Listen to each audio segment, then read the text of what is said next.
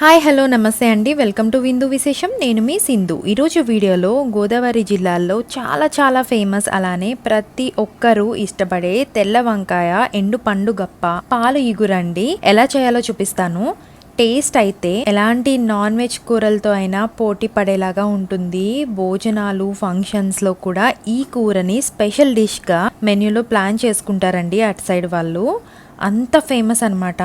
And tasty రెసిపీని late లేకుండా చూసేద్దాం రండి. ప్రిపరేషన్లోకి వచ్చేస్తే ఇవి ఎండు పండుగప్ప ముక్కలు అనమాట.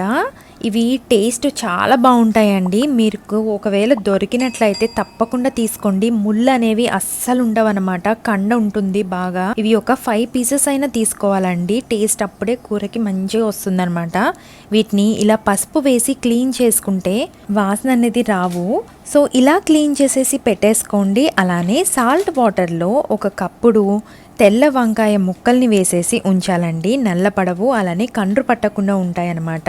ఇంకా ఈసారి స్టవ్ ఆన్ చేసేసుకొని కడాయిలో 1 టేబుల్ స్పూన్ ఆయిల్ వేసుకొని కొద్దిగా హీట్ అయిన తర్వాత పండుగప్ప ముక్కల్ని వేసేసుకొని చిటికెడంత పసుపును కూడా వేసేసుకొని చక్కగా లో ఫ్లేమ్లోనే అన్ని వైపులా ఎర్రగా కాలేలాగా వేయించుకోవాలండి. ఇవి ఒక ప్లేట్లోకి తీసేసుకొని కొన్ని ఉల్లిపాయ ముక్కలు వేసి కాస్త వేగిన వెంటనే పచ్చిమిర్చి చీలుకలు వంకాయ ముక్కలు వేసేసుకొని కొద్దిగా పసుపు, టేస్ట్కి సరిపడా సాల్ట్ ఇవన్నీ వేసేసుకొని ఒక్క 2 మినిట్స్ ఫ్రై చేసేసుకొని లో ఫ్లేమ్లో లిడ్ పెట్టేసుకొని చక్కగా ఒక 5 మినిట్స్ అయినా వంకాయ ముక్కల్ని ఇలా మెత్తపడేంత వరకు ఫ్రై చేసుకోవాలండి.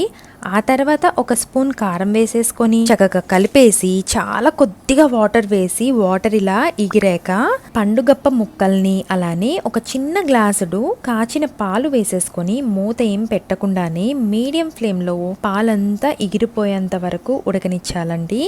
ఇలా వచ్చేస్తుంది చూడండి.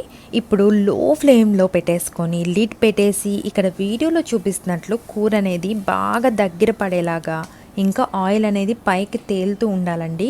అప్పుడు మనకి కూర అనేది తయారైపోయినట్టే. కమ్మటి తెల్ల వంకాయ ఎండు పండుగప్ప పాలు ఇగురు రెడీ అయిపోయిందండి. గోదావరి జిల్లాల మోస్ట్ ఫేమస్ కూర అండి.